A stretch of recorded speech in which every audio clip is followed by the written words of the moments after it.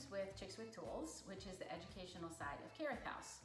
And today we are working on one of the last Christmas decorations for our property up in Blue Ridge, Georgia, Century View Lodge. We are starting from scratch up there, and so we don't want to go overboard. And outside, we are doing just a couple things with a lot of impact, and this is one of them. This is a 4-foot wreath, and I want to talk to you a little bit about that. So when you're doing an outside wreath or any sort of outside garland, whatever, you have to balance what's going to look pretty by day and what is going to be pretty by night. If you have too many ornaments on things, you're not going to be able to see the lights at night, and at night you can't see ribbons and such. But then during the day, you also want it to look pretty. So I hope I've struck the right balance here. We've got these snowflakes that I'm hoping that the lights are going to show through nicely, and then just six balls, and that's it. And these are plastic. I do almost all shatterproof ornaments. And then I have this black and white check ribbon, which is the same ribbon that I'm using inside the house. And we'll do a really giant bow with that, and then do some loops. So I'll be teaching you how to do both of those things. So the first thing I need to do is start wiring everything in place, and you can either wire it with floral wire, or you can actually use the bendable little branches here to hook it into place. As I am wiring these things in, I've discovered that the easiest thing to do is to actually, instead of trying to tuck the wires down behind the wreath, which is fine, but it's actually much easier if you start with the wires up underneath the wreath and then twist them around on the surface. People are going to be far enough away from this that they're probably not going to see this at all. So I wouldn't worry too much about it, and if you feel the need, you can always slide the wire around so that the most obvious part where they twist together can be put to the back side. So one of these, and you've probably had this happen with your ornaments before, where the little crown sort of comes off of it. So I just put on a little bit of glue to hold that in place. Hot glue will work, and I just had some Elmer's glue, so that should do the trick. The time has come to make the bow, and I've decided that because this is a 4-foot wreath, I need the bow itself to be at least 18 inches. Otherwise, it just looks too small.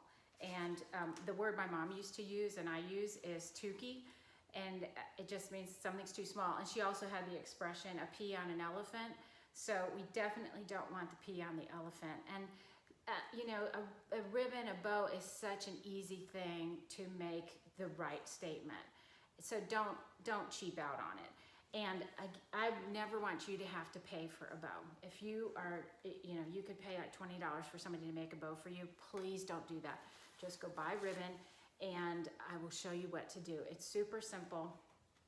So you just pinch it together and face it toward you, like this, the short part toward you. And then fold it back under. So what this is the center, you know, the center loop. So we're going to be making figure eights. So you pinch, and then you flip it back behind, and you pinch again, and then we're going to flip it. And the reason why, or twist, I'll use those words interchangeably. The reason we do that is it creates volume, and this is wired ribbon, which is the greatest. And you pinch again and twist. And so now I have a figure eight, and then you're just going to continue this for as many loops as you want to make. And so I think I'm doing 5 loops on each side. And after a while, you will get super practiced at these, and you can just crank them out without even thinking. And we use these, this is how we do Christmas presents too. We use the same ribbon over and over. It just keeps getting passed back and forth from family to family, and you end up throwing it away eventually just because you're tired of the ribbon after using it for 8 years or something. So let's see, I've got 1, 2, 3, 4, 5 on this side. Oh, I've got enough for 6, so I'll just go on ahead and do 6 on each side. I got one little tag that's not quite gonna make it. That's okay. You don't have to have exactly the same number on both sides. So then you take a wire, and if you don't have a wire, you could actually just do a paper clip that you straighten out, or a twist tie, or a piece of string, or ribbon, whatever you have. You know how I am about starting where you are, using what you have, and doing what you can, and just twist it like this. I apologize for my dog. There are a lot of people in the house today, and it's hard to get a quiet spot to do a video.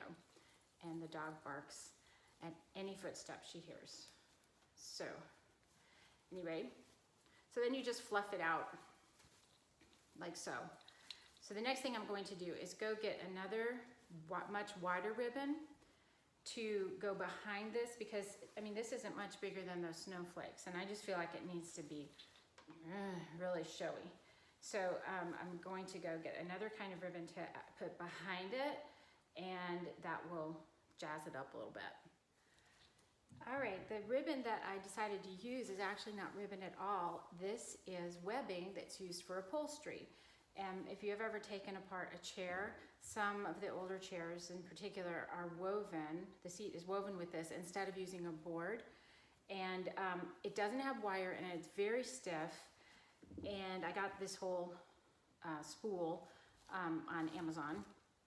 And you can use this for all sorts of things, but because this is a lodge in the mountains, we're doing sort of a semi-rustic, but yet with a little bit of shimmer. So I've got this wreath right here, which is going to go in on the front door. These are not next to each other. You can't hardly see one from the other, but this still ties it together because the trees and all the decorations on the inside are going to have this as well. So this will make a nice, it's just wider, and so this will make a nice loop to go behind this ribbon and make it the size that it needs to be. I decided to go ahead and hang up the wreath so that I could see if things were hanging the way I wanted them to, or if they were too loose. And also it gives me a chance to see this from a distance and see if the bow is big enough, and I think it's just right. So at this point, you could either make real long tails on the bow and drape them down here, which is a pretty traditional look, and that's wonderful. I have that on lots of things. I am going to instead use some loops, and so I have taken the burlap and I fed the wire through the burlap, and I will wire those into place, and I've made 5 of those.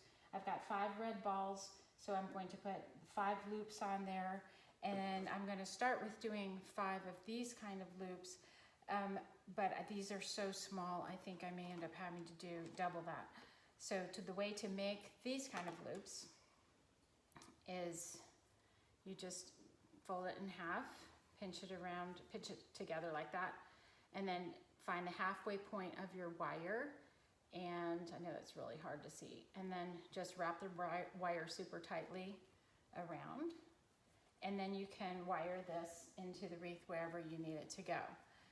So I'm going to go ahead and do that, and then we should be done. Well, here we are at the finished product, and the next time you see it, it will be hanging on Century View Lodge. I hope you've learned a bit from this video, like how to make a bow and loops, and a few things about design and balance and scale. And I also hope that you are inspired to try your own creations. Remember, you don't have to do things like I do them. I just hope that some of the principles I teach you will help you with your own projects.